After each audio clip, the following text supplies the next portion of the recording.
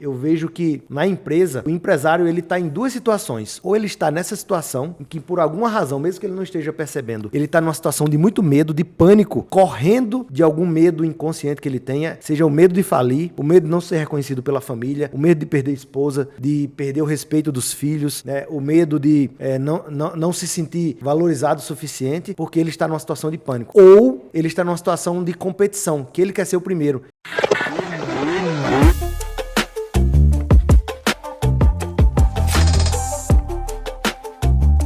Empreendedores e empresários obstinados por resultados, bem-vindos a mais uma edição do Pode Acelerar. Dessa vez o meu convidado aqui, um dos empreendedores que eu mais admiro nesse planeta, um cara que eu tenho orgulho de chamar de amigo, de brother, de conselheiro de vida, Eugênio Pachelli, fundador da Eduz. Bem-vindo, Eugênio. Obrigadão, é nóis. Obrigado aí pelo convite, muito feliz de estar aqui.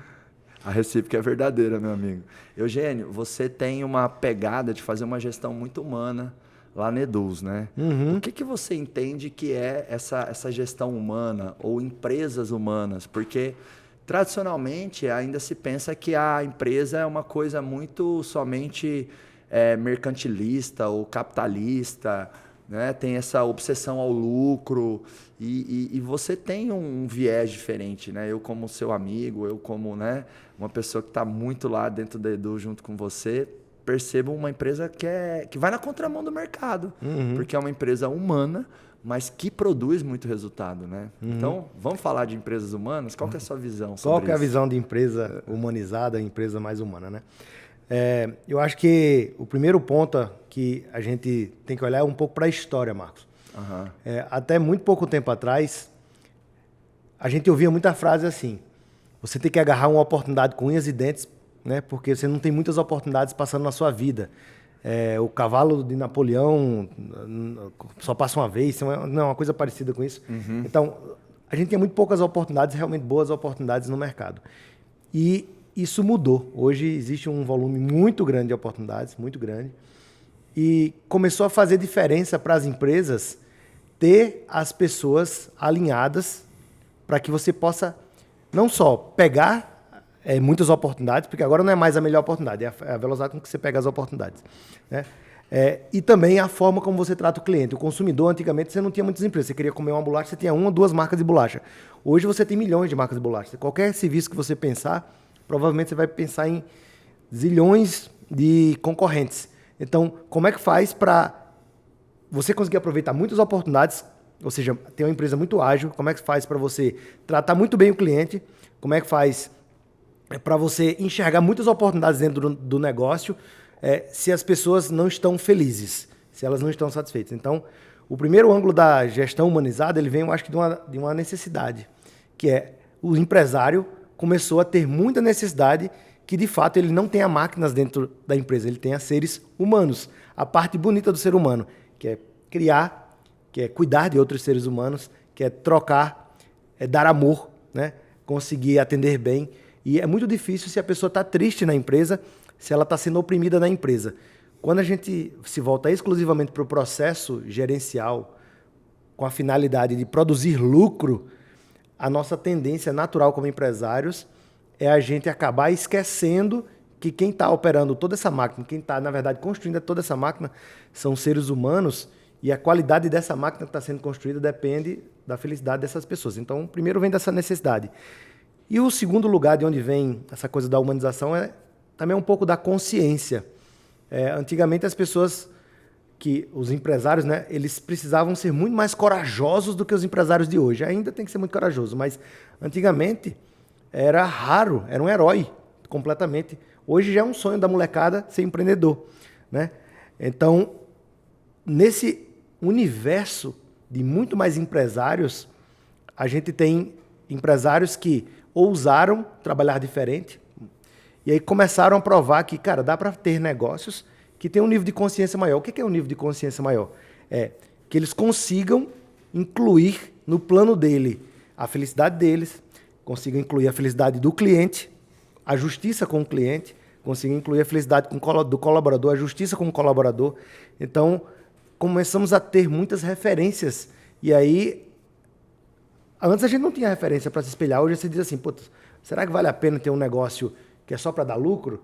Ou será que não vale a pena ter um negócio que possa dar lucro, mas que primariamente ele cumpra um papel social, etc. Então a gente começou a ter referências que pensam diferente.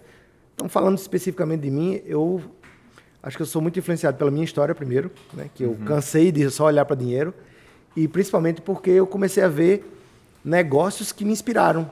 Puxa, eu queria ter um negócio que eu me orgulhasse quando eu fosse dormir à noite, que eu tivesse orgulho de ir trabalhar de manhã, que eu não quisesse sair no final do dia, e que não só eu sentisse a mesma coisa, que mais do que eu, que toda a equipe fossem amigos trabalhando, construindo esse mesmo negócio. Não fosse somente pessoas que fizessem parte do meu projeto, mas que fizéssemos parte juntos de um mesmo projeto. Como eu vi que isso era possível, eu comecei a experimentar. Até que quando eu vi, esse sonho estava se realizando. Eu via muitas pessoas felizes na empresa. E as teses começaram a se confirmar. Será que vale a pena dividir o lucro com o empregado? Será que vale a pena dividir a decisão com o colaborador? Será que vale a pena dividir um pedaço da empresa até com o colaborador? E essas teses foram se confirmando. Hoje, eu acho que é muito mais fácil para mim fazer assim do que simplesmente eu ter que centralizar tudo em mim mesmo. Você trouxe aí algumas palavras que comumente não são relacionadas a empresas. Amor, justiça, felicidade. E realmente, talvez algumas décadas atrás, esses termos não combinassem ou fossem mais difíceis de serem inseridos dentro da empresa. Mas a realidade mudou muito. Mudou muito. Tem um outro aspecto também que eu acredito que puxa as empresas para serem mais humanas, porque para mim, no futuro, você ter uma gestão mais humana não vai ser nenhuma escolha, vai ser um requisito básico. Exatamente. Por quê? Porque a competitividade pelos talentos está cada vez maior. Você disse aí, né? Antigamente, se eu quisesse comer uma bolacha, me remetia 2, 3 marcas. Hoje eu digito aí na internet, eu acho 50 opções. Então, como é mais concorrido trazer o cliente, os produtos estão melhores, o atendimento está melhor, a proposta de valor está melhor.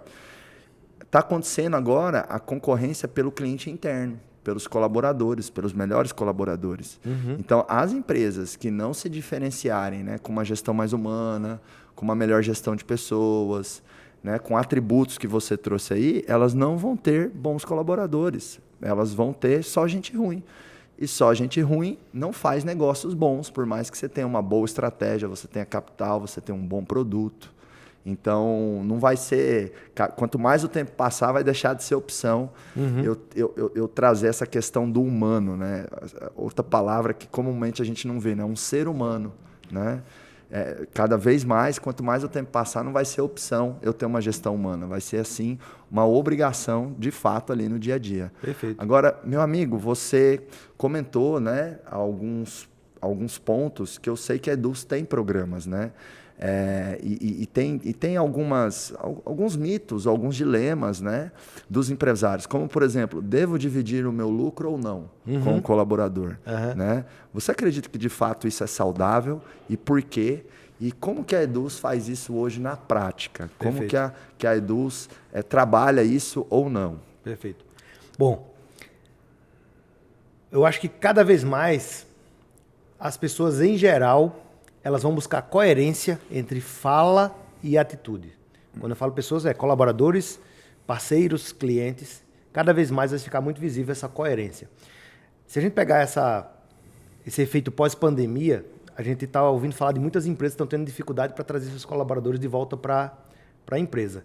E aí o empresário, muitas vezes, fica desesperado, né? Não, tem que voltar, vou forçar a barra, quem não vier, vou demitir. Se eu for pelo ângulo do medo, que você começou a falar, se você não se humanizar, você não vai ter mais negócio, você não vai ter mais colaborador, muitos empresários estão aceitando que os seus colaboradores não voltem por medo de não ter equipe. Por quê? As pessoas se falam e dizem assim, não, eu quero trabalhar num lugar híbrido ou num lugar que possa ser home office. E aí está acontecendo esse fenômeno da não opção, né? Um pouco parecido, do meu ponto de vista, vai acontecer com relação o compartilhamento da riqueza gerada pela empresa. Uma empresa, antigamente a gente via assim, o empresário tem risco, o colaborador não tem risco. Pelo risco que o empresário corre, ele tem direito a 100% do bônus, 100% do lucro, né? Se falava muito isso, era justificativa para não haver distribuição.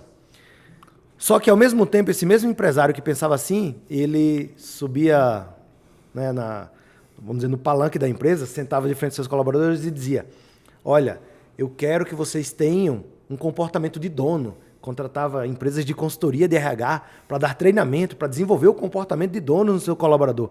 Mas peraí, será que de verdade ele queria que esses colaboradores tivessem comportamento de dono? Porque o dono, ele corre risco junto e ele ganha bônus junto. Mas se só um corre risco e só um ganha bônus, não é comportamento de dono autêntico. O falado começa a destoar do que é vivido. Então, indo aí especificamente para o caso da Eduz, o que me motivou muito a começar a pensar nisso foi exatamente essa observação dessa incoerência. Por que eu vou falar que eu quero pessoas com comportamento de dono se elas de verdade não passam pelo que eu passo? Né? E aí teve um caso muito legal que foi a primeira vez que eu experimentei num ambiente de muito risco esse fenômeno. Quando a empresa estava nascendo, nós tivemos uma situação em que meu dinheiro, antes da empresa dar lucro, iria acabar. Uhum. E eu estava muito insatisfeito com a falta de comportamento de dono da minha equipe. Ou seja, eu acreditava que eles deveriam estar gerando muito mais resultado, produzindo muito mais do que eles de fato estavam. E eu ali naquele estresse, ficava até 10 horas da noite na empresa, e eu não via a equipe na mesma vibração, na mesma vibe. E aí eu fui muito sincero, eu chamei eles numa mesa, éramos 10 pessoas mais ou menos, chamei eles numa mesa e expliquei a situação. Gente, desse jeito a empresa vai falir, porque vai acabar o dinheiro antes dela dar lucro, e eu não acho que vocês estão na mesma frequência que eu. Talvez você esteja pensando, se a empresa falir, vocês vão arrumar outro emprego. Talvez vocês não estão achando que a empresa vai falir, mas eu estou vendo que a empresa vai falir. Então, eu tomei uma decisão, eu vou falir antes que ela vá à falência sozinho. Eu estou fechando essa empresa e vou pagar o que eu devo a vocês e tal, para que eu não chegue num momento que eu não consiga mais pagar vocês. Só que eu vou abrir uma segunda empresa, que começa só comigo mesmo. Essa empresa, ela vai existir e nem que ela leve 10 anos para dar lucro, ela vai existir. E se alguém quiser entrar comigo nesse barco, vamos fazer o mesmo produto, lidar com o mesmo cliente, mas só que a gente tem que trabalhar o dobro e ganhar metade. Se vocês toparem, vamos comigo nesse barco. Porque esse é o comportamento de dono que eu estou tendo. Então, vamos ter junto comigo. E, para minha surpresa, todos aceitaram receber metade, né? Ou seja, correr o risco junto comigo, né? Na ideia de, não, realmente estamos construindo. Eu propus a eles, eles disseram sim. Aí eu disse, não, é verdade esse negócio. E quando a empresa deu lucro e começou a dar certo, a Eduz começou a dar certo, eu peguei uma parte da empresa e distribuí com eles. Então, eu disse, peraí, tem que ter uma coerência entre a fala, né, o discurso e a atitude. E desde esse momento eu comecei a ver, não, eu tenho lucro, eu boto dinheiro no bolso, eles vão botar dinheiro no bolso. Né? Se eu tomo prejuízo, se a eficiência da empresa está baixa, eles têm que sentir no bolso deles a eficiência baixa também.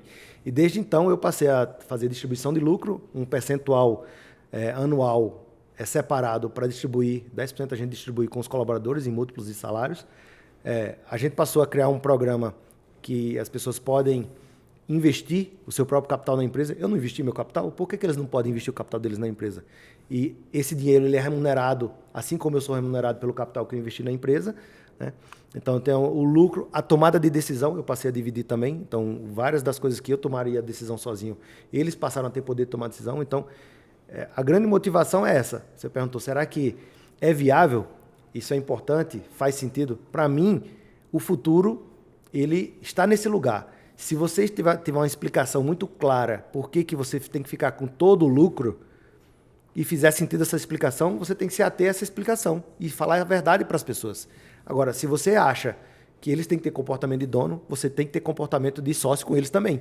Legal. Né? Você transformou os colaboradores em donos da empresa, não com discurso, não contratando uma consultoria que vai lá e fala, vocês têm que ter atitude de dono, mas com atitudes práticas. Exatamente. Né? Dando espaço para tomada de decisão, criando participação nos lucros e criando um programa para que eles possam investir na empresa e ter ali o retorno com o crescimento da empresa. Exatamente. E realmente, quando você tem ali os colaboradores, que eles param de ir para a empresa somente pelo salário no final do mês, e eles passam, né, aí para a empresa, pensando na construção de longo prazo, pensando no resultado de última linha, mas também ali, né, em viver um bom ambiente, os resultados explodem, que é o que está acontecendo lá na Eduz, né? Totalmente. Quantos por cento de crescimento nos últimos anos a Eduz teve, Eugênio, aproximadamente? Hoje são quantos colaboradores na operação?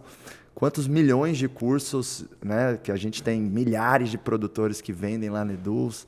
É até um número que eu tenho curiosidade, não sei se você sabe, quantos milhões de cursos já foram vendidos lá na Eduz? O total já vendido eu não tenho de cabeça, mas acho que nos últimos 12 meses nós devemos ter tido aí uns 10 milhões de vendas, mais ou menos. 10 milhões de cursos foram vendidos na Eduz, sensacional. Provavelmente mais ou menos nessa ordem. Quantos colaboradores na operação? Hoje somos 450. Temos 450 colaboradores e nos últimos anos, acho que nos últimos 3, 4 anos, nós devemos ter multiplicado por quase 10 o nosso tamanho. E é sensacional. O que prova... Que dá resultado, né? Que dá resultado. E tem um livro que me impactou muito, nem sei se eu já te contei isso, mas você ouvindo aqui me relembrei. Em 2015, mais ou menos, eu li um livro que se chama Felicidade dá Lucro. E esse livro é de um cara que se chama Márcio Fernandes. Uhum. E ele foi CEO de uma companhia que chama Electra, que cuida da energia elétrica de Campinas e várias cidades do interior. E a Electra faz parte de um conglomerado global. Uhum. E os melhores resultados econômicos eram da subsidiária da Electra no Brasil, ali em Campinas. E uma operação com 1.000, 2.000 pessoas. Uhum. Ele foi eleito por 2, 3 anos o CEO mais admirado do Brasil por causa do resultado que ele tinha nas pesquisas. E uma vez eu tive uma mentoria com ele. Uhum. E isso foi em 2015 aproximadamente. E eu lembro que me marcou muito isso. Porque é o que você falou.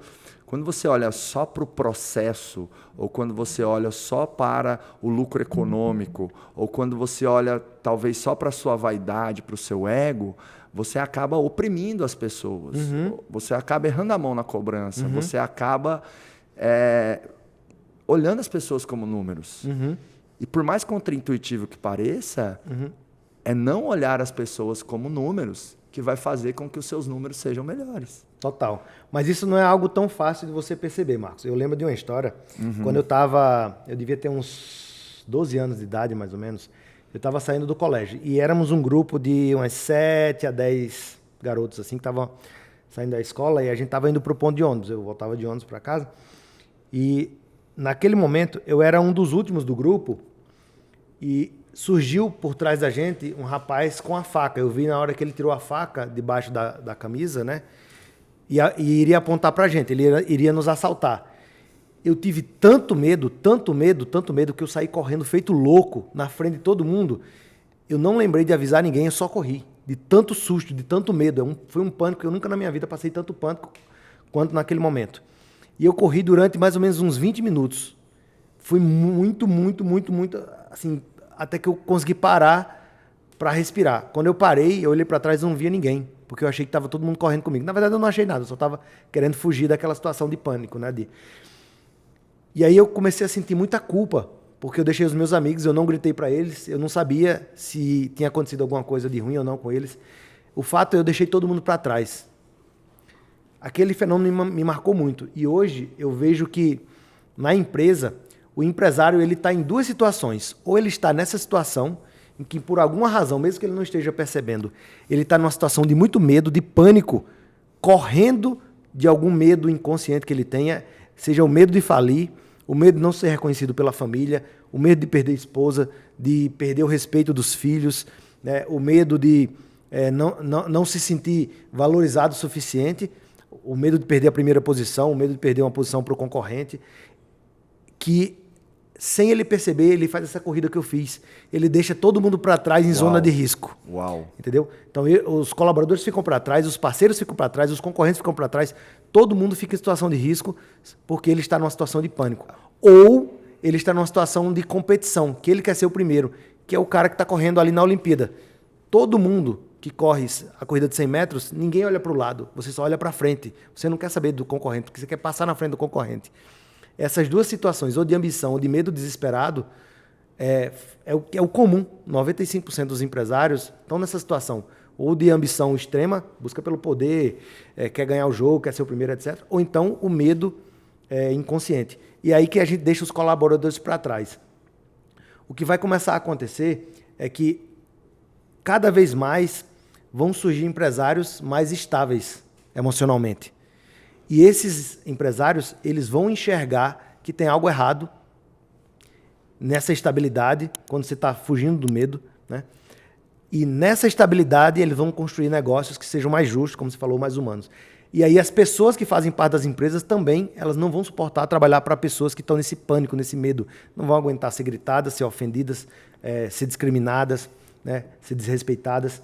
E aí é que eu acho que vai acontecer esse fenômeno, vai mudar o jogo, né? Total, assim como aumentou o nível de exigência dos consumidores, há 20 anos atrás você ia no aeroporto, você esperava ali 30 minutos porque atrasou um voo, pô, tá tudo bem. Hoje, se atrasar 30 minutos, começa a ter um motim dentro do aeroporto. Não, colaborador... Então o cliente externo está mais exigente e o cliente interno também está cada vez mais exigente. E com razão, isso é bom para as empresas. Sim.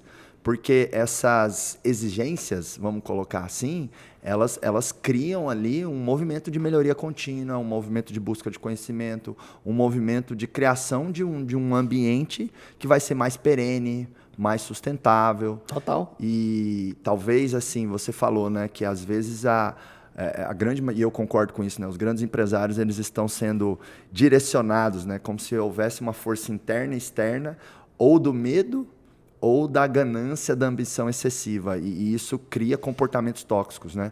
Talvez se a gente conseguir tomar posse, né, da razão social da empresa, do nosso propósito nesse mundo, a gente vai ter uma força energética mais positiva, mais limpa, né?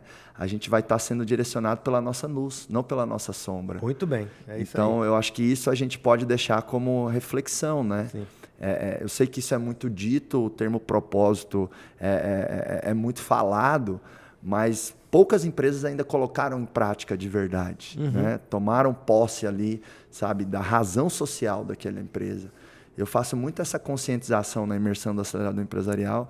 Já tive a honra de ter você como aluno lá. Opa. Foi 2017 ou 2018 você fez? Eu acho que foi 2018. 2018, acho né? que 2018. E aí você se apaixonou por mim e nunca mais me largou. Nunca mais te larguei. Eu sei que eu sou irresistível. Eu também apaixonei por você, principalmente as suas caretas. E ali começou uma grande amizade, né? Que hoje é uma sociedade, uma parceria de negócio. E no acelerador, eu bato muito forte nessa tecla. Que assim, sabe, a sua empresa é alimento na casa de alguém, a sua empresa são sonhos que serão gerados, a sua empresa são impostos que viram educação, a sua empresa são práticas sociais que ajudam a sua comunidade. As empresas são o maior mecanismo de transformação social do mundo. Por quê? Porque a empresa ela é criadora e retroalimentadora de prosperidade. O que eu quero dizer com isso? Quando eu ajudo uma pessoa no semáforo, aquilo já é positivo, é lindo. Só que aquilo não se retroalimenta. A pessoa vai precisar de outra pessoa ajudando ela para ela conseguir dar continuidade à sobrevivência, né? E à subsistência dela. Agora, quando eu pego essa pessoa, por exemplo, e dou um emprego, e dou conhecimento, e dou uma oportunidade, aquilo é uma prosperidade que se retroalimenta. E as empresas são muito assim. Porque o mercado vai gerando empregos, vai gerando novas soluções, vai gerando novas situações e acontece uma espiral de prosperidade que vai sendo difundida ali dentro daquela sociedade, né? Tanto é que os países que têm menos desigualdade social são países que têm um excelente ambiente para as empresas, são países que têm muitos negócios prósperos, porque tem muito emprego, porque tem muita oportunidade. Muita oportunidade, exatamente. Então, o empresário ele tem que tomar posse disso. Perfeito. Que é como se Deus tivesse te dado uma oportunidade de você fazer o mundo melhor. Você que tem uma empresa, saiba do seguinte, tem pessoas que vêm para essa terra e quando vão embora, deixam o mundo até pior. Mas tem pessoas que quando vêm para essa terra, quando vão embora, deixam um mundo muito melhor. O nome disso é o seu legado. A sua empresa é um legado não somente para você, não somente para os seus funcionários, não somente para os seus clientes, não somente para os seus fornecedores. A sua empresa é um legado para a sua sociedade, para o seu país, para o seu planeta. Então, tenha responsabilidade, disciplina e realmente se conecta com esse movimento maravilhoso, com esse grande mecanismo de transformação social que você tem na mão, que é a sua empresa. Porque empreender não é fácil, né? Tem os desafios. E aí, se você não tem essas fontes energéticas, você acaba cansando, desistindo, ou ficando mais tóxico no dia a dia, né? Uhum. Eugênio, você, pela nossa amizade, eu sei que você é um gestor e um líder que se transformou muito ao longo dos anos, assim como eu. Sim. Né? Eu não tenho nenhum orgulho disso, mas eu já tomei ação trabalhista, né? Por bater na mesa, por soltar palavrão, rasgar o verbo, e achei que tinha razão ainda, né? Tipo, funcionário ainda depois entrava e eu, pô, filha da pi, sei o quê, não valorizou o emprego que eu dei para ele. Não, ele estava coberto de razão. Eu era um babaca. Eu era, né, um escroto. E essa transformação do empreendedor impacta muito com a transformação do próprio negócio, né? Como é que foi a sua jornada de transformação, assim, Eugênio? O que você tinha de características mais difíceis que hoje são melhores? O que ficou para trás? O que você tem de reflexão nesse sentido? Porque sair dessa zona de conforto, né? Sair talvez dessa influência forte do próprio ego que te mantém ali, né, com uma resistência, uma camada, um plástico, é desafiador. Uhum. E quem rompe essa barreira e começa a evoluir de verdade, não da boca para fora, que tem pessoas que falam assim, não, hoje eu sou muito melhor do que no ano passado. Aí você chega nos filhos da pessoa e pergunta, os filhos falam, não é não?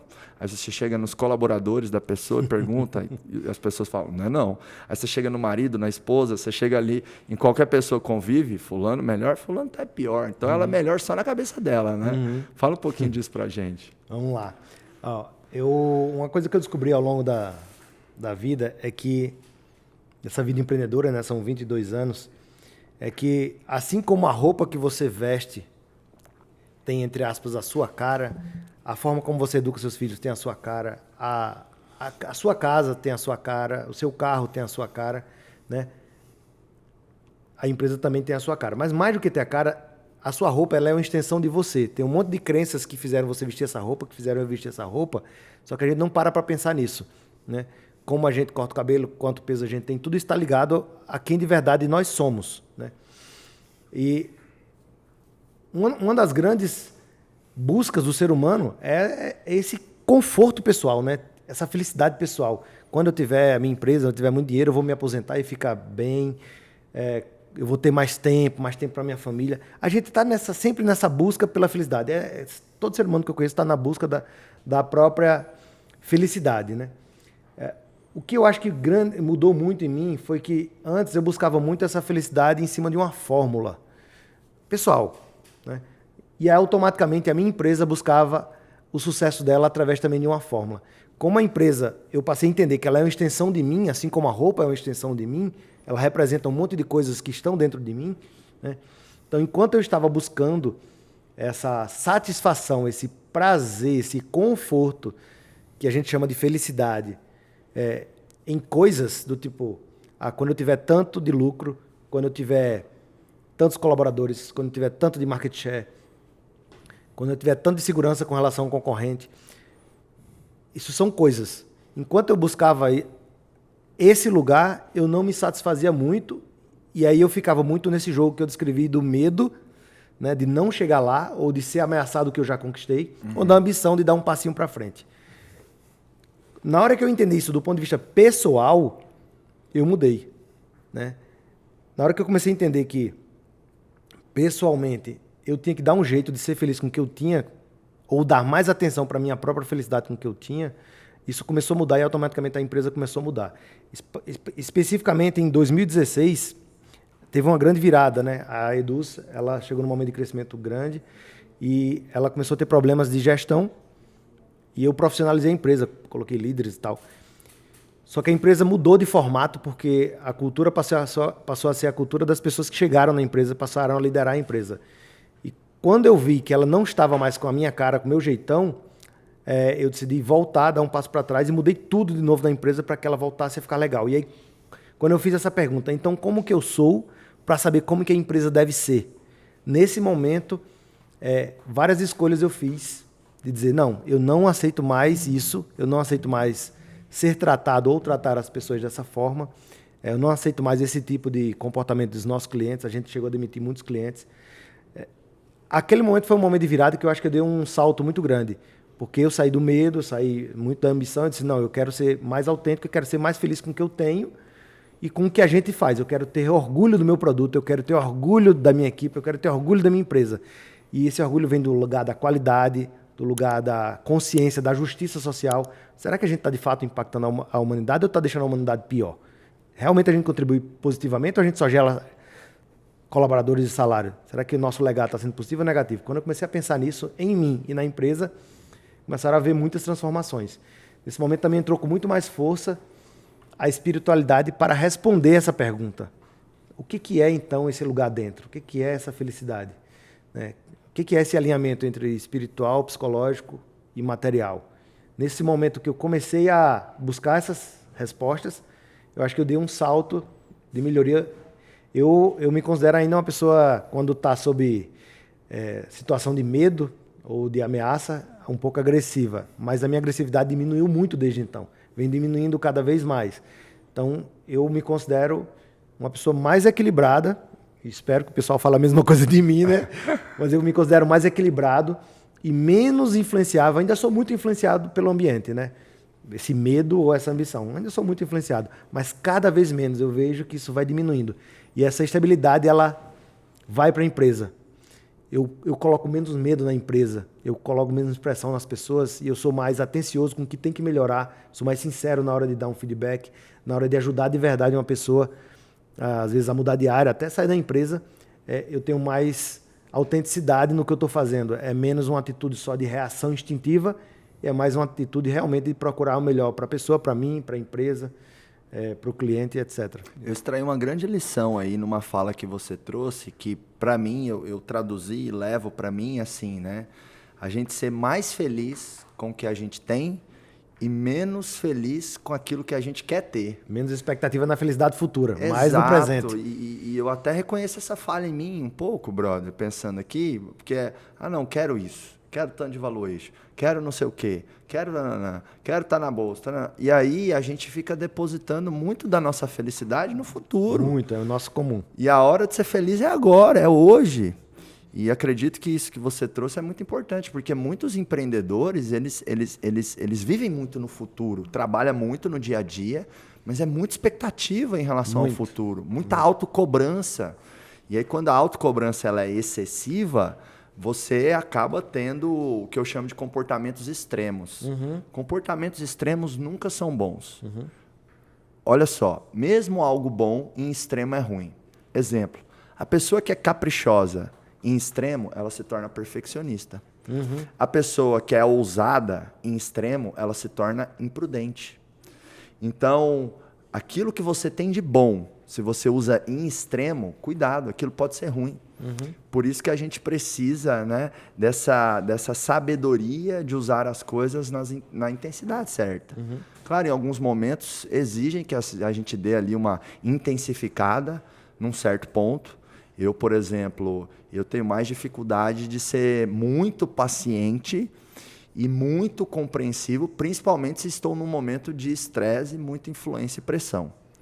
Aí uma vez a gente levou um grupo de empresários e, como você sabe, nossa audiência também, nosso principal valor é encantamento. A gente gosta de superar as expectativas. Legal. Muito, faz parte do nosso DNA. Eu digo que não é nenhuma estratégia do nosso negócio, é meu jeito, é nosso jeito de ser. Isso vem muito de... É um prazer autêntico de ver isso acontecendo. Isso, exato. É muito de mim, da Lilica também. Assim, a gente gosta de entregar mais que o combinado. A gente não consegue fazer diferente. Bom, e aí a gente levou um grupo de empresários para um restaurante e a gente tem todo um procedimento, como visita técnica, alinhamento, né? A gente brifa muito esse parceiro que vai receber a gente lá para que não tenha ruído, que a gente transfere esse valor de encantamento para aquele fornecedor, aquele parceiro. É um grupo de empresários do Brasil inteiro, são clientes muito premium para nós, são amigos para nós. Eu não quero negociar nenhum centavo com você, mas eu quero que seja a melhor experiência que você já ofereceu aí no seu restaurante para um grupo de clientes. Quanto que é? A gente chega a fazer isso, sabe? Eu não quero desconto. Eu quero que você entregue valor. Se eu não aceito dar desconto para o meu cliente, tem muitos fornecedores que eu também não vou pedir desconto, eu vou querer valor. É a coerência da fala. A coerência. Uhum. Então, dito isso, né, a gente chegou lá. E, Eugênio, nesse dia deu tudo errado. Foi terrível. Inclusive você estava. Ah, o jantar lá do... Foi um jantar, um dos lugares mais tops, enfim. E eu consegui abstrair naquele momento. Eu não fui para a minha pior versão.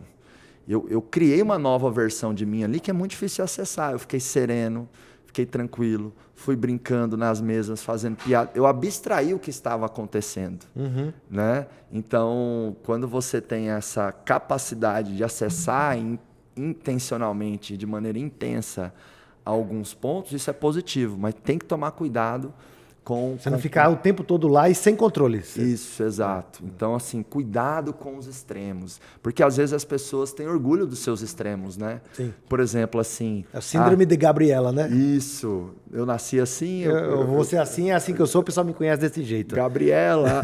E aí a pessoa, às vezes, pega e fala assim, eu sou cabeça dura mesmo. Ou, não, eu sou perfeccionista mesmo. Ou, por exemplo, não, eu sou meio explosivo e eu não tenho paciência e eu explodo. E a pessoa fala com um certo, sabe, orgulho daquilo, sabe? Eu sou assim, tem que me aguentar. E eu já cometi esses erros, esses excessos, né? Não estou nem colocando isso aqui julgando ou afrontando, mas provocando. Uhum. Às vezes é uma faísquinha de provocação que dá um estralo ali na nossa cabeça, opa! E aí você toma consciência e consegue dar passos melhores, né? Uhum. Brother, eu queria que você desse alguns exemplos de programas de gestão de pessoas e de responsabilidade social também que existem lá na Eduz. Porque eu acho que a empresa, ela, claro, conforme o seu momento, o seu caixa, as suas possibilidades, ela também tem que servir a sociedade. Ela automaticamente já serve quando ela paga impostos, quando ela gera empregos, quando ela tem um produto íntegro e ético. Uhum.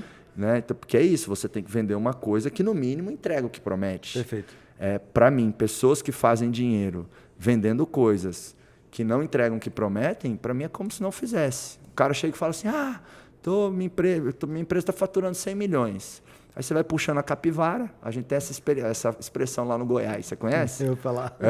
Você vai puxando a capivara e aí você vê que, sei lá, ele vende uma coisa que é zoada, que o negócio vai explodir. Então, para mim, é como se ele faturasse 1 centavo, né? Vou vender mentira. Uhum. É como se a gente pudesse, então, bater palma pro Fernandinho Beiramar. Uhum. Nossa, o cara é multimilionário, super bem sucedido. Exato, não é sobre resultado, né? Faturou $500 milhão vendendo drogas em toda a América Latina, sensacional. Vamos pôr o case dele na Forbes. Não, pô, né? Então, é resultado com integridade, né? Eu acho que cada vez mais a sociedade vai cobrar isso, vai exigir isso. Então, assim, cita algumas práticas que a Eduz tem de responsabilidade social, de gestão lá com o time também, para que, né, isso sirva como um benchmark, como referência para as empresas que estão nos ouvindo e nos assistindo aqui no Pode Acelerar. Vamos lá, eu vou começar falando aí o que você comentou. Às vezes o seu caixa é apertado e você não consegue fazer muita coisa. Eu tenho uma crença que eu validei com a Eduz, que é o seguinte: é melhor pagar um salário horrível, mas ser claro, transparente e justo com as pessoas e ajudar as pessoas a crescerem, do que pagar o dobro do seu concorrente e você esquecer da pessoa, do ser humano. Isso, para mim, é o que ficou mais claro, até mesmo depois dessa experiência aí de salários pela metade. Por quê? Muita gente acha que você vai reter os seus colaboradores, você vai manter essa fidelidade com o colaborador através do benefício material, através de um seguro, saúde, não sei das quantas, através de um vale-refeição alto, através de um bônus não sei o que lá, através de uma distribuição, de uma comissão.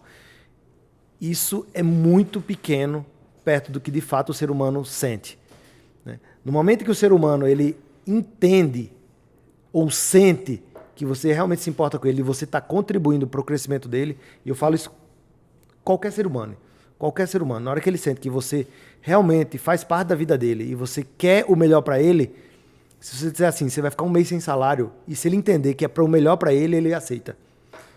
Talvez por isso a gente tenha tão pouco processo trabalhista e tal, porque a gente procura ser muito sincero. E os programas da Eduz, eles são muito baseados nesse princípio. A gente autenticamente busca uma forma de que as pessoas se desenvolvam. Uma das coisas que eu venho falando cada vez mais é: conforto demais atrapalha desenvolvimento demais, retém, apaixona, faz a pessoa realmente se tornar seu fiel escudeiro, seu companheiro de jornada pro resto da vida. Faça a pessoa crescer. E normalmente o crescimento ele está mais perto da dor do que do conforto. As pessoas procuram olhar para os programas de desenvolvimento humano, de RH, para o conforto. E esse é uma armadilha enorme, porque um conforto acaba até o momento que ele pede outro conforto. O conforto não sustenta, não dura. Mas o crescimento, ele é para sempre. A gratidão e o reconhecimento, porque você fez daquela pessoa uma pessoa melhor, isso é para sempre. Então, nossos programas são muito voltados. A gente também tem os programas de conforto, né? Benefício, eu falei aqui do bônus, mas eles vêm em segundo lugar. Em primeiro lugar, vem os programas de desenvolvimento. Então, por exemplo, a gente tem muito incentivo à educação, muito incentivo. Então, a pessoa quer se educar, não são muitos incentivos tradicionais de vou te pagar a tua faculdade, que até tem um incentivo que dá para ser usado para isso, mas não é esse tipo de incentivo. Mas eu preciso, ou a gente enxerga que a pessoa, se ela fizer determinado curso, ela vai ser um líder melhor ou ela vai ser um colaborador melhor. A gente chegou a pagar 20, 30 mil reais para um colaborador que ganha 3 mil reais. Para ele fazer um curso. Para fazer um curso. Né? Investiu 10 vezes o salário 10 vezes o salário dele naquela capacitação. Né? Então, não estava diretamente ligado a um percentual do salário. Né? Não tinha essa regra lógica. Não, é olhar para o indivíduo. Ele precisa disso, isso aí vai fazer bem para ele. E muitas vezes até assim, muito mais do que é bom para a empresa. A gente tem alguns critérios também, checam se está alinhado com o que a empresa precisa. Mas o principal assim, é bom para ele, ele vai se tornar uma pessoa melhor. E por se tornar uma pessoa melhor, ele vai poder liderar mais pessoas, ou liderar melhor as pessoas, ou se relacionar melhor com as pessoas. Né? Então, a gente tem o nosso programa educacional muito voltado para olhar para o indivíduo e o que pode fazer com que ele desabroche e passe a se desenvolver mais rápido. A gente está num momento muito mágico em que todo tipo de conhecimento está disponível quase que gratuitamente na internet ou gratuitamente na internet. Então, não é um problema de conhecimento disponível, é mais um problema das pessoas terem consciência de que elas precisam se desafiar para crescer, para aprender. Né? Então, tem esse tipo de programa, a gente tem alguns programas também voltados para dar suporte em casos extremos, por exemplo. Já teve muito colaborador, muitos não, alguns colaboradores que adoeceram uma doença grave, que a gente foi lá e ele não tinha condições de dar aquela sustentação. A gente ou deu uma volta e achou um plano de saúde que aceitasse a situação dele, colocou ele num hospital melhor, auxiliou os pais a se transportarem até a cidade para poder dar suporte a um filho que está doente. Ou seja, o que a empresa pode ajudar que ele não tem condições de fazer sozinho, mas a gente entende que vai deixar ele numa situação, aí sim, conforto, numa situação mais confortável num momento de tanta delicadeza, de tanta dor. Como é que a gente pode diminuir um pouquinho aquela dor daquela pessoa? Apoio psicológico, a gente tem programas para apoio psicológico, a gente já fez programa de coaching para quase que toda a empresa, deixou disponível para que as pessoas pudessem fazer algumas sessões de coaching e elas se desenvolverem. Além disso, a gente tem um programa de administração financeira. A gente entende que a maioria das pessoas chega na empresa procurando um salário. E se você olhar, depois de um ano, elas estão endividadas ou acumularam muito pouco. Isso não é porque a empresa paga pouco, é porque elas não têm conhecimento sobre os conceitos básicos da administração financeira. Então, como a gente quer a prosperidade de todo mundo, a gente precisa ajudar elas a que elas descubram o que elas precisam saber para que elas desenvolvam sua própria prosperidade financeira. Então, a gente procura trazer essa consciência e dar aulas de finanças para as pessoas, incentivar. Eu mesmo já participei de uma aula lá. Já deu uma aulinha, né? Não, já participei. Já assisti uma aula como aluno? Do programa Futuro Gigante, né, que a Edu se preocupa com essa construção de futuro e teve uma aulinha de educação financeira lá que eu participei também. Isso é muito legal, né? Isso é você cuidar do colaborador de forma integral. E a equipe percebe o movimento da empresa. Sim. E a equipe devolve. Sim. Né? É tão óbvio, né? É uma relação tão íntegra, é uma parceria, só que realmente precisa aí ter uma expansão de paradigma na cabeça dos empresários e dos gestores, né? Talvez ter ali um maior entendimento, né? De busca de retorno de um pouquinho mais de médio e longo prazo. Então, às vezes, eu vou fazer algo hoje que vai me dar um retorno maior em 3 meses, 6 meses ou um ano. Uhum. Claro que as empresas têm momentos diferentes e realidades diferentes, né? E e eu defendo que as empresas têm que ser muito coerentes Sim. ao seu contexto, mas independente do contexto no qual você está, alguma coisa especial que cabe no seu caixa, de maneira criativa, genuína e humana, dá para fazer pelo colaborador e pela sociedade, né? Eu quero que você conte o experimento da feirinha lá da Eduz, que é lindo demais aquilo lá. Social. Conta lá, conta pra gente isso aí. Ó, você que está nos ouvindo, nos assistindo, abra aí os seus ouvidos, o seu coração, que é muito legal esse projeto da Eduz. A gente, desde cedo, procura ter uma mentalidade social muito forte, né? Eu acredito que o empresário tem um papel na sociedade. Quem muda a sociedade é o empresário, não é o político. Eu acho que a educação e a economia é o que muda de verdade uma sociedade. Então, o empresário tem um papel fundamental. E a gente começou bem timidamente a trabalhar com a nossa comunidade em volta da gente, com as casas, as famílias estão em volta da gente. Começamos uma região um pouco mais pobre, começamos a dar alguns treinamentos para as pessoas, trazer a ocupação para os jovens, para eles não ficarem com o tempo desocupado e irem para as drogas, fazer inclusão digital dos mais idosos, dos jovens. Alguns desses jovens se tornaram colaboradores nossos. E nesse movimento, um terreno que fica imediatamente de frente para nós, né, a gente estava usando ele só de estacionamento, a gente resolveu transformar ele numa praça. Pedimos autorização para a prefeitura, fizemos um investimento até razoável lá e transformamos ele numa grande praça. Para que essa comunidade, as pessoas que estão em volta, pudessem ter um pouco mais de condições de lazer ali em volta, né? A gente acredita muito que se você muda o ambiente, a mentalidade das pessoas começa a mudar com esse ambiente, né? Se você limpa uma casa que está suja, as pessoas vão se preocupar mais em serem limpas e vão se preocupar mais com higiene. É mais ou menos a mesma filosofia. Aquele ambiente mais adequado, as pessoas vão começar a se preocupar mais com elas mesmas, a autoestima delas iria aumentar e tal. E aí, olhando para aquele espaço, eu tenho uma neurose pesada, que é o seguinte: eu tenho pavor de recurso subutilizado.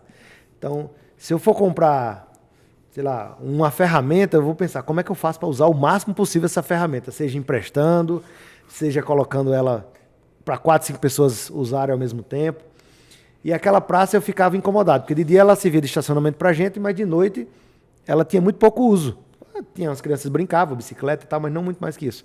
E aí veio a ideia, né? Esse programa social que nós temos, chamado Projeto Elevar, estimula muito o empreendedorismo.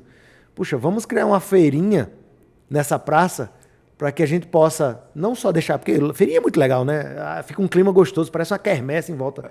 Além de ficar um ambiente mais gostoso, daqui a pouco a gente vai fomentar alguns empreendedores a se desenvolver aqui. Isso aqui vai ganhar fama, e aí vai ter mais movimentação, e de repente um dos vizinhos aqui ganha 2, 3 mil reais, junto com a barraquinha aqui, ele está tirando mais 3, 5 mil reais aqui por mês. Pô, ele muda de vida, né? Quando você dá uma prosperidade assim, nesse nível de salário.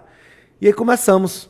Em 4 semanas a feirinha já estava lotada. Então, hoje, ela tem uns 3 meses mais ou menos que essa feira está rodando. Ela se tornou uma referência no bairro. E ela virou uma feirinha cultural. Então, hoje mesmo, sexta-feira, tem feirinha e vai ter uma apresentação, além da apresentação musical, que tem lá uma trova de rimas. Então vai ter um campeonato de poesias rimadas. Que legal. Com artistas locais, né? Com pessoas, poetas da cidade. Coisas que quem é que tem a oportunidade de ver um negócio desse? Né? Uma coisa bonita como essa. Então virou uma feira cultural, né?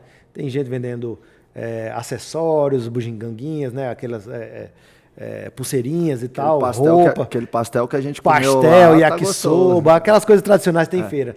Então, muito gostoso. E eu me lembro um dia, você me contando a história da Eduz, a gente andando ali por Sorocaba e tal, e você comentou algo no sentido de que onde né, a Eduz hoje, que é linda, maravilhoso, você passou, você viu ali um local abandonado e você intencionalmente escolheu um lugar para a empresa que seria um lugar que você geraria um impacto social ali. Uhum. Né? Então, isso é você gerar impacto da boca para fora, não da boca para... da boca para dentro, não da boca para fora. Sim. Então, a Eduz conscientemente escolheu um lugar que não é um lugar premium, gourmet. É como se... vou para São Paulo. Não vou para Faria Lima. Eu vou ali perto de uma periferia porque eu vou gerar um impacto social ali. E é muito bonito, né? Hoje tem aulas de capoeira lá, tem aulas de informática, né? Tem várias atividades ali na infraestrutura. Dentro, né? da Eduz. Dentro da Eduz, para a comunidade em volta. Então, assim, eu fico muito orgulhoso de fazer parte, né, como amigo, como empreendedor, Obrigado. como uma pessoa próxima de você lá, Eugênio, e de todo o time, né, da Eduz, porque é uma empresa muito verdadeira, muito humana, e eu tenho certeza que cada vez mais o que você está fazendo lá junto com o time vai servir de impacto e referência para várias empresas, como serve para mim, né? Por exemplo, no acelerador empresarial, a gente criou um programa de participação nos lucros e resultados para todos os nossos colaboradores também.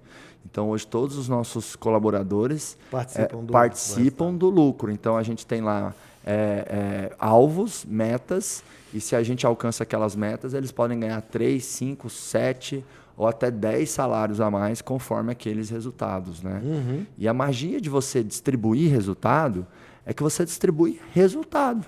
Se não tiver resultado, você não vai distribuir. Porque, às vezes, o empresário ele pensa, nossa, mas eu estou perdendo aquilo ali. Exato, você não está perdendo. Você está distribuindo aquilo que foi gerado. Né? Que não existia, né? Que não existia. Isso é o lindo ali, né? De verdade. Total. Né? Total. Meu amigo, o seguinte, como que ao longo da sua jornada, você foi aprendendo a distribuir o seu tempo? Né? Como, eu sei que você não gosta dessas siglas, mas para o pessoal entender, né? Como CEO da empresa, como empreendedor, que a gente lá dentro da Eduz, o Eugênio, na verdade, é chamado do anti-CEO. Né? Mas, enfim, como é que você foi aprendendo a usar? Porque o tempo é um ativo muito valioso, né, do empreendedor. E você falou, né? A empresa ela é muito a cara dos donos, dos sócios, como a nossa roupa. Adorei essa analogia, esse paralelo que você fez. Então, essa boa utilização do tempo é fundamental para que o negócio cresça e gere impacto na sociedade, nos clientes, colaboradores. Como é que você distribui o seu tempo? Como é que você foi aprendendo a usar melhor o seu tempo? Né? Enfim, que eu tenho algumas interações com você aí já há alguns anos, percebo que você maneja isso muito bem. Né? Hoje está melhor. Hoje está melhor do que já foi. Olha, eu não sei se eu sou uma boa referência para falar sobre isso, bem sincero, Marcos, porque eu venho descobrindo um lugar um pouco diferente dos conceitos que eu aprendi no passado sobre performance, produtividade, né? Normalmente, né, principalmente no começo de carreira, a gente aprende assim, você tem que fazer mais coisas em paralelo e elas vão se encontrar ali na frente, você monta o quebra-cabeça e aí você vai ter um resultado maior. Então, eu sou multitarefa, eu conheço você é um cara super multitarefa, multiprojetos. Mas o que eu tenho descoberto é que existe uma desvantagem gigantesca de você ficar muito neurótico com o tempo. Né? Esse é um lugar que eu venho descobrindo que é um lugar de muita escassez. Essa frase, o tempo é curto, a gente tem que aproveitar melhor o tempo, é um lugar de muita escassez. E onde tem muita escassez, tem muito medo. Onde tem muito medo, é difícil você tomar decisão consciente, porque você quer fugir do medo, você vai para o instinto. Então, por isso que eu disse que talvez eu não seja a melhor pessoa para te responder, mas eu vou te contar um pouco da minha experiência. Né? Eu procurava dividir minhas agendas direitinho, equilibrar o que eu tinha que fazer, coordenar a equipe, meus projetos, etc, etc. Até que chegou uma hora que eu vi que eu passava a maior parte do tempo nesse chavear de assuntos, nesse chavear de aonde eu estou alocando meu tempo, angustiado ou frustrado. Porque ou eu queria estar fazendo outra coisa, ou aquele outro assunto era mais gostoso, ou ia dar mais resultado. Eu nunca conseguia previamente prever, né, aonde eu iria dar mais resultado com o tempo. Então, vou dar um exemplo prático. Vamos supor que você tenha 3 reuniões seguidas, cada uma de 1 hora. A nossa lógica diz assim, vai fazendo a cadência com o time e aquilo vai acontecendo. Vai fazendo a cadência com o projeto e aquilo vai acontecendo. E é verdade. Você coloca 1 hora hoje, a semana que vem bota mais 1 hora naquele assunto, 1 hora o negócio sai e você tem projetos de longo prazo acontecendo. Isso é verdade. Mas o que eu comecei a observar e até ler em alguns lugares, algumas literaturas, era que, será que se eu deixasse todo o resto, pegando um extremo também para explicar, todo o resto de lado e por um curto espaço de tempo, eu fizesse algo muito bem feito, muito profundo, muito bem delegado e desse autonomia para a pessoa, para eu não olhar mais para aquilo durante 6 meses ou 1 ano. Será que aquilo não daria mais resultado? Quer dizer, eu estou perdendo porque eu estou deixando coisas à parte que estão caindo. Tem muito prato que está caindo. Mas será que o prato que roda, ele não fica rodando sozinho por muito mais tempo, ou para sempre? E por frustração, eu comecei a fazer isso mais vezes. Tipo assim, cara, eu tô de saco cheio desse picado. Quer saber de uma coisa? Eu vou dar uma fugida, deixa esse prato cair e eu vou terminar esse negócio aqui. Vou emergir nessa coisa Vou emergir, aqui. vou pegar esse projeto e vou botar de pé. A última vez que eu fiz isso com muita intensidade foi com relação à cultura da Eduz. O normal seria o tradicional departamento de RH, que, aliás, recursos humanos é um nome horrível, né? Recursos humanos. A gente chama de área de pessoas lá. Eu comecei a dedicar mais tempo para esse lugar das pessoas. Eu disse, cara, isso aqui eu quero aprender, eu acho que aqui tem um negócio muito massa que ninguém está enxergando, ou eu não estou achando em lugar nenhum. Ou as pessoas não estão conseguindo contratar uma pessoa que saiba fazer isso aqui. Deixa eu descobrir. E eu quase 70% do meu tempo, durante 2 ou 3 anos, eu dediquei a estudar e experimentar coisas ligadas a pessoas e a cultura. Eventos, fazer experimentações que a maioria deram errado, sentar com o time para conversar, mudar de estratégia, reformular a empresa. Não seria meu papel. Eu, como gestor, teoricamente, no contexto de gestão tradicional de tempo, eu não deveria estar fazendo aquilo, eu deveria estar sentando e orientando os líderes a fazer aquilo. Mas eu disse assim, cara, eu quero fazer, deixa eu tentar, deixa os pratinhos quebrar, deixa eles se virarem um pouquinho sem mim e deixa eu gastar um pouco mais de tempo aqui. E o resultado foi muito forte, muito positivo, porque eu descobri, eu aprendi muito e a empresa se estruturou sobre uma cultura única e que hoje a sustentação de todo o negócio é a cultura. Se eu não tivesse feito essa escolha errada, eu não teria tido esse resultado. Então, em termos de tempo, eu uso muitos princípios do livro Essencialismo, não sei se você já leu, né? Que ele diz assim, cara, você vai ser tanto mais produtivo quanto você seja capaz de dizer não e quanto mais você conseguir fazer com menos esforço. Então, eu procuro cada vez mais ir para esse lugar. A única coisa, eu acho que fala um pouco disso também, né? Cara, para ser sincero, eu preciso de pouquíssimas coisas muito bem feitas e não um monte de coisa. Então, a minha gestão de tempo, ela tem primeiro esse princípio, segundo, separar tempo para mim.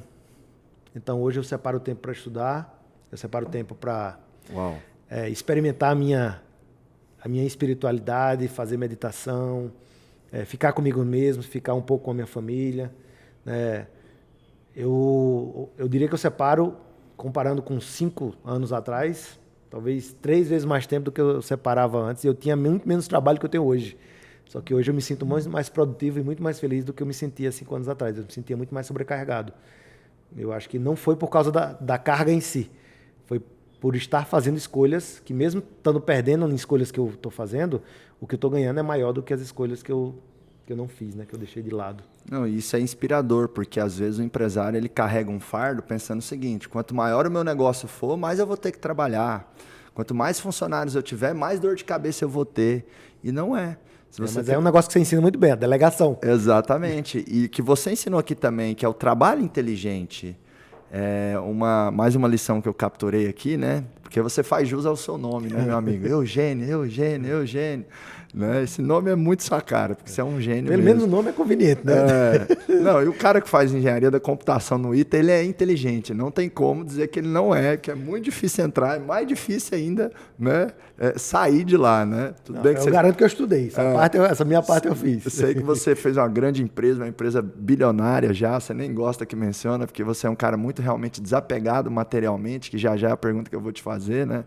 Mas, cara, entrar no ITA é muito difícil. Eu acho que é o mesmo difícil aí de fazer uma empresa de bilhões. Eu lembro que na época que eu estava na escola, no colegial, tipo assim, nossa, será que é possível passar? Tipo assim, era tipo só os super-heróis e as super-heroínas, sabe? Entravam lá e tal. Não, mas tem truque. Tudo na vida tem truque. Truque. E aí uma lição que eu capturei, né, no que você trouxe aí, que eu traduzi para mim assim, né? Às vezes a gente concentrar a cadência. Então, ao invés de espaçar, não, beleza, faz uma reunião, daqui uma semana faz outra, né? Talvez você e algumas pessoas envolvidas, gente, vamos passar a semana inteira vivendo, respirando, conversando disso aqui. Vou começar e terminar isso. Isso, e aí isso fica muito bem transferido para o time, beleza, outros pratos talvez foram aqui um pouquinho prejudicados no curto prazo, mas você deixa aquilo ali rodando com uma qualidade e uma eficiência absurda, né? Exato. Então eu batizei com esse nome, concentração de cadência. Boa. Fez sentido para você? Sentido, faz sentido. Porque eu sou meu professor, né, Eugênio? Aí eu vou criando os terminhos, as coisinhas, né? Enriquecendo o acelerador. Para o povo aprender, né? Isso aí. Meu amigo, e a próxima pergunta né? É uma coisa que eu admiro em você, e eu acho que traz leveza, traz felicidade, traz muitos aspectos positivos, né? Você é um cara muito desapegado materialmente. Você é o cara mais apegado materialmente que eu conheço e que eu acho que eu vou conhecer até hoje, né? Você, enfim, se gostasse de aparecer, de se exibir, né? Se gostasse de redes sociais, com tudo que você já construiu de números, de resultados, e principalmente pelo coração e pela autenticidade, pelo grande líder que você já era para você ter saído na Forbes várias vezes, né? Mas é que você se esconde lá no meio dos seus matinhos, lá em Sorocaba, mas às vezes eu brinco falando, né? Eugênio, um dia você vai ter que aparecer para o mundo, né?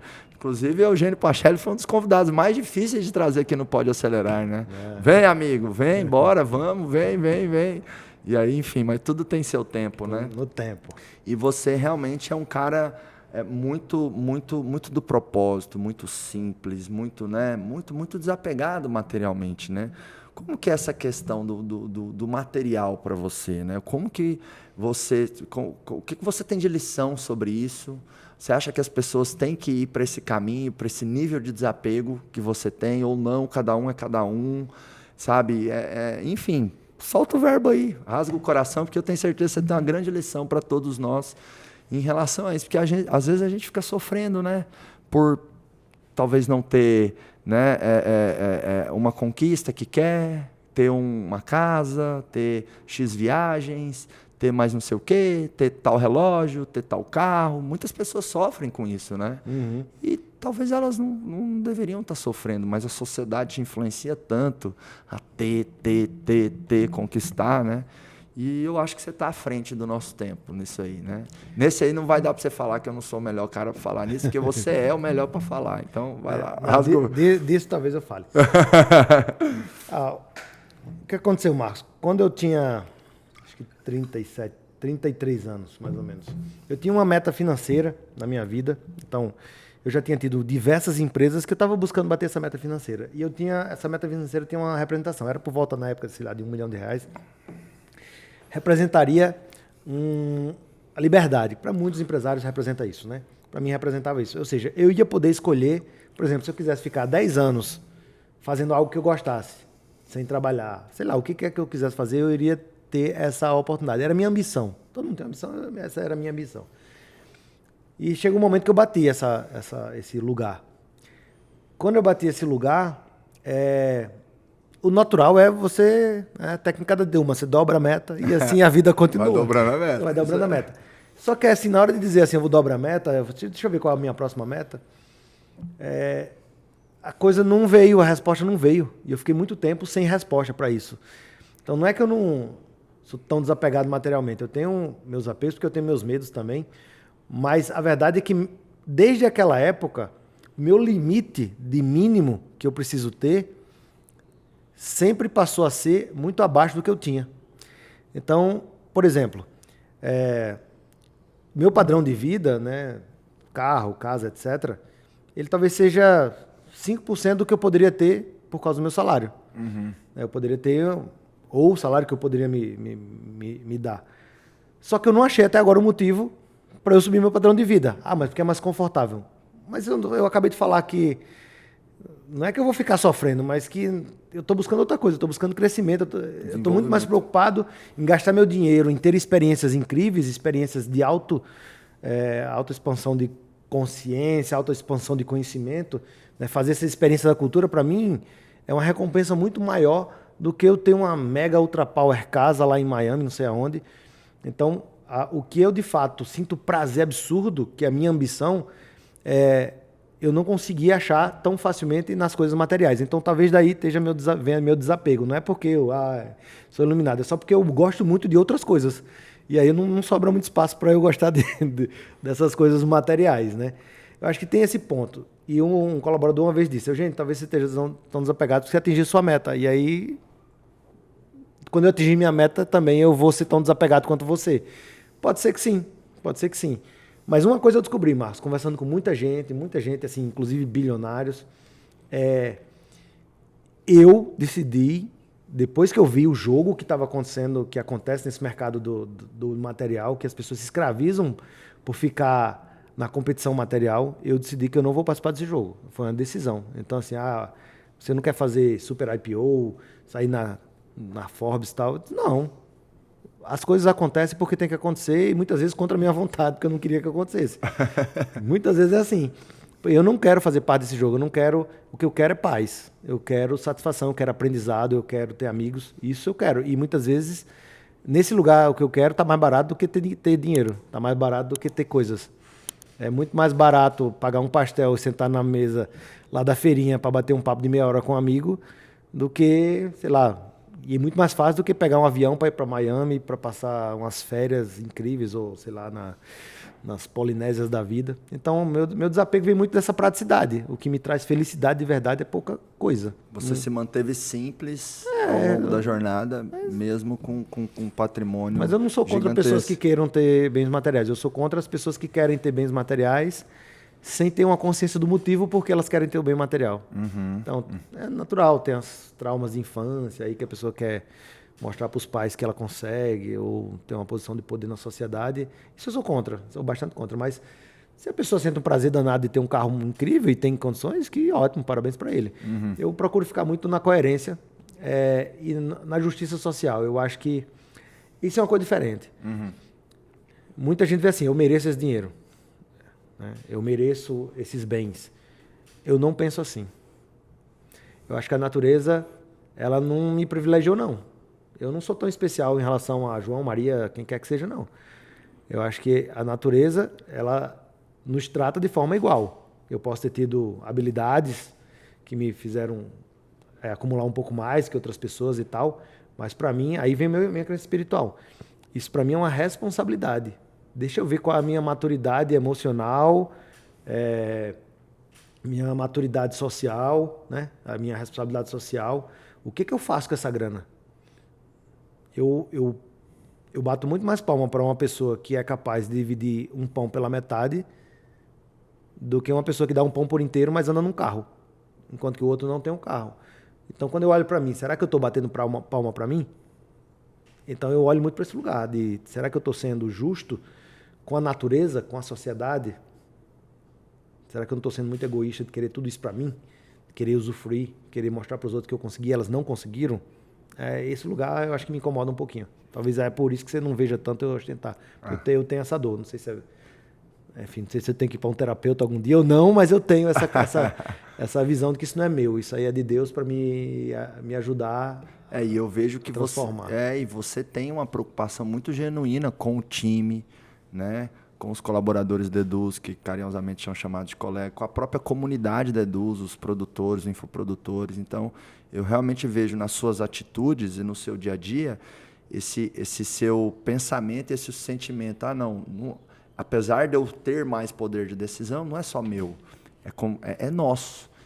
E que forma isso vai cascatear benefícios para a sociedade, para as pessoas que se envolvem aqui, né? Uma coisa que também me incomoda muito com a questão do material, às vezes, é a pessoa até se endividando para poder ter o material. Então, às vezes, o empreendedor, ele começa a ter uma graninha no bolso, aí ele quer colocar um Rolex no braço antes da hora. Começa a trocar de carro, pega o carnezão uma graninha no bolso, quer comprar uma Porsche. Bota uma graninha no bolso, quer viajar para o exterior 2 vezes por mês. E o CPF, ele é um passivo, né? Ele consome riqueza. O CNPJ é um ativo, ele gera riqueza. Então, você não pode tirar dinheiro do ativo e pôr no passivo antes da hora. Tem uma coisa que eu tenho assim, ainda não tenho esse nível de desapego material seu aí, nem sei se eu quero ter também, viu, brother? Tá tudo bem, talvez eu vá para o seu lugar, né? Mas eu acho que eu aprendo um pouquinho com você e você um pouquinho comigo, né? É. Mas eu tenho uma coisa que eu tenho orgulho, que foi 2015 por aí que eu comprei um carro melhor a primeira vez, que foi uma BMW X4M. E eu lembro que quando eu fui comprar, eu fiz a conta lá e o carro dava uns 5% do meu patrimônio. Entendeu? Até antes disso, eu andava numa Ford Edge que eu comprei em 2011, fiquei uns 4, 5 anos com ela. Então, assim, eu poderia, naquele momento ali, já ter tido uma Porsche ou até uma Ferrari. Não, comprei um super carro já. Então, isso eu aprendi muito com meu pai, que é assim, filho, vive uma vida muito abaixo do padrão que você pode, porque nunca vai te faltar. Você deu essa mensagem também. Exatamente. Então, se você consegue viver, se você tem condições de viver com 100 mil por mês, né, a empresa, vamos supor, te dá um prolabore de 100 mil por mês, seu custo de vida tem que ser 50, por exemplo.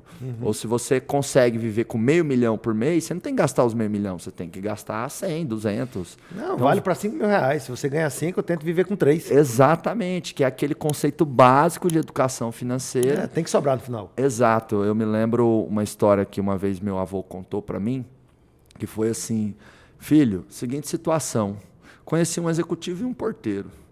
O executivo passou 50 anos da vida ganhando R$50 mil em média por mês de salário. E no final da vida, ele estava pobre, endividado, depressivo e viciado. E distante da família. Já o porteiro, o salário médio dele ao longo da vida tinha sido, sei lá, R$2, R$3 mil.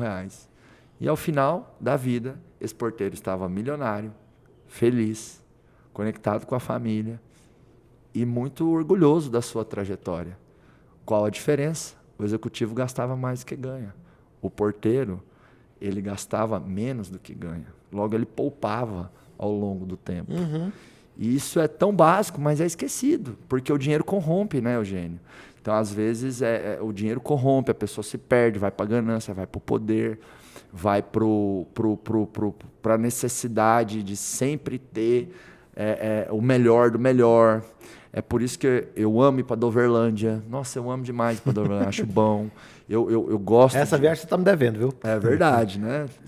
Nós temos que... Inclusive, esse dia eu estava falando com um tio meu lá e tem uma pistinha de voo numa fazendinha lá. Que ir para Doverlândia não é fácil, não, viu? Não é? Não. Pega um caminhão, um ônibus, um cipó. São Paulo, Goiânia. Aí de Goiânia para Doverlândia é mais 5 horas e meia de carro. Eita, nós. E aí, né, eu tava tentando arrumar uma pistinha e vendo o preço de uns teco-teco para ir direto com um aviãozinho para lá, sabe? Então, assim, eu amo ir para Doverlândia, sabe? Pôr uma roupa rasgada, pôr uma bota lá, sabe? Comer no chão, comer com a mão. Eu procuro nutrir essa simplicidade, que para mim, isso é legal, assim. É você poder comer lagosta, caviar, enfim, mas arroz, feijão, batata frita te deixa feliz também, sabe? Um bifinho. Tem gente que vai para um lugar que é só o gourmet que serve agora, sabe? Aí eu acho que pode cair no risco ali de você realmente se esquecer do que realmente importa, né? Mas é muito bom ter você como um grande amigo, porque a gente se inspira, né? E vice-versa. Então, por exemplo, eu ainda vou te levar em alguns dos melhores locais do mundo. Não, pode levar, não tem problema não. Eu ainda vou te levar em alguns dos melhores hotéis do mundo, que eu sei que se depender de você, você não vai. Assim como você vai me levar para o meio do mato, muitas vezes. Dependendo de você, você não vai. Dependendo de mim, eu qual que é a viagem top que nós vamos fazer? Não, vamos no meio da floresta ali, sentar, ver uma cachoeira, jogar as pedrinhas, né, meditar. Nossa, top, né? Vamos, amigo é para isso. Companheiro. Assim como, né, eu falando, não, Eugênio, vamos aqui para esse hotel aqui, ó, chique, 5 estrelas e tal. Eu, Eugênio, na cabeça dele assim, o Marcos é meu amigo, eu vou ter que ir, né? Mas não sei se eu queria, não. Amigo, vamos fazer o seguinte, ó. Vamos lá. Primeiro, eu queria que você desse a sua visão sobre o Grupo Acelerador, né? Você é nosso sócio no Grupo Acelerador, uma honra para nós ter você aí como sócio. Esse projeto que para mim e para a Lilica é um filho, né? Eu não sei, você tem esse sentimento que a Eduz é como se fosse um filho? Claro que você? Toda empresa é o filho do empresário. Exatamente. Se brincar, é o filho mais querido.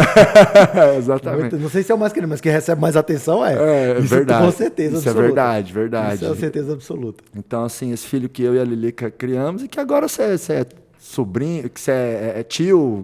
Que é irmão, qual que é melhor? Fazendo um paralelo com família, o que você é? É um tio. É um tio. Qual que é a sua visão do Grupo Acelerador? O que você tem de conselho para a Aline e para o Marcos para que esse projeto impacte cada vez mais empresas e transforme mais a sociedade, que eu acho que isso é o que nos conecta muito, né? Temos perfis e pensamentos complementares, né? E até opostos ou diversos em alguns momentos, mas a gente tem um coração parecido, um propósito parecido, a gente tem valores muito parecidos, né? Então, tio, por favor, dá um difícil, hein? Traga o Você conselho. acaba tão expert no que você faz. Bom, primeiro a minha visão do acelerador. Eu acho que a gente, no nosso dia a dia, Marcos, todos nós, empresário mais ainda, a gente recebe uma quantidade muito gigantesca de estímulos, de crenças, de verdades, de dicas, de pitacos. Você abre rede social, a cada 3 rodadas de dedo você vê 3 gurus dando dicas milagrosas de como sua empresa ficar milionária, como você ficar milionário, como você ser feliz, como você ter sucesso, como cuidar bem da sua família. Antigamente a gente só tinha nossos avós, uma ou outra pessoa que você se inspirasse na sua cidade. Hoje em dia todo mundo é inspiração para nós, né? Então é muito estímulo, é muito estímulo. E, infelizmente, vão ganhar os que vendem melhor, não é os que têm a maior verdade. Somente as décadas e séculos vão mostrar quais são as verdades, né? Infelizmente, assim vai acontecer. Então, quando você mencionou aí sobre questão financeira, eu fico com muita pena porque, por mais que a gente diga, mas é tão óbvio, mas por ser simples, as pessoas não vão seguir. A maioria das pessoas não vão seguir. Elas vão seguir a dica do guru, vão comprar aquele curso caro, porque é lá que está a mágica. E o acelerador, eu acho ele muito mágico porque ele condensa num curto espaço de tempo talvez as coisas que gerem mais impacto numa empresa, num negócio. Então, ele tem um impacto muito grande. Foi assim comigo, né? É assim com os empreendedores que passam por ele. Então, eu tenho muito carinho pelo acelerador e torço muito por ele, porque comparando com um monte de outras coisas, de faculdades, etc., que a gente vê por aí, eu sei que o impacto e a transformação que ele causa é muito autêntico, é muito barato fazer acelerador perto dos anos que a pessoa perde tentando descobrir a fórmula mágica, né? O impacto é muito grande nas empresas. Então, eu tenho muito carinho pela metodologia, né? A forma como você ensina. Você, cada vez que aprende um pouquinho, uma graminha, que aquilo ali faz sentido, você inclui no acelerador, ele vai ficando cada vez mais rico, mais poderoso, né?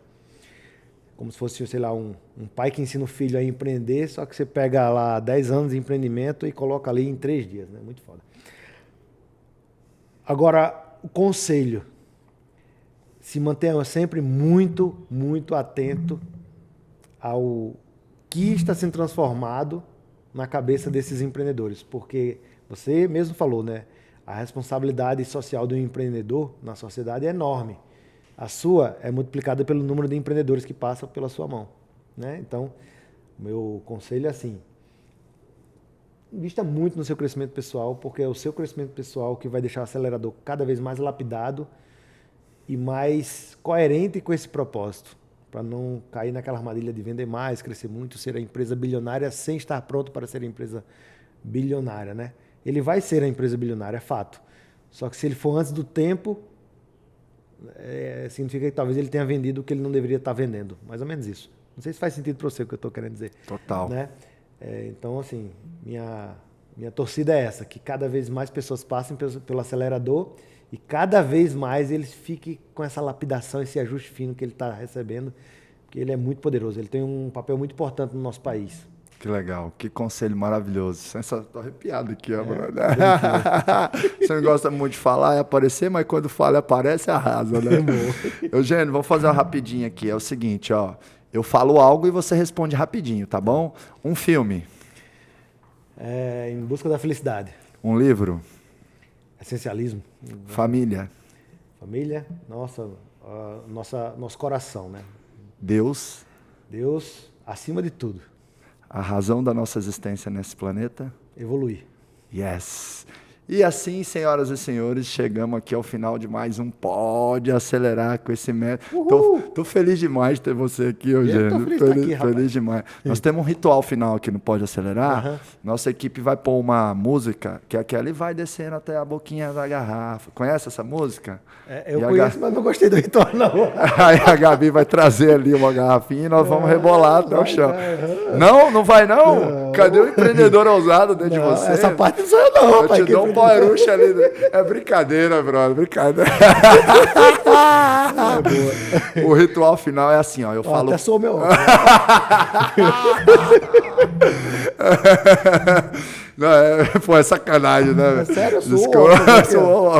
Não, o ritual final é assim, ó. Eu falo pode, você fala acelerar, beleza? Beleza. Mandando uma energia pro pessoal. Eu vou contar 3, 2, 1. Qual a câmera? Aquela lá? Aquela é a sua. Tá. Eu falo pode, você acelerar.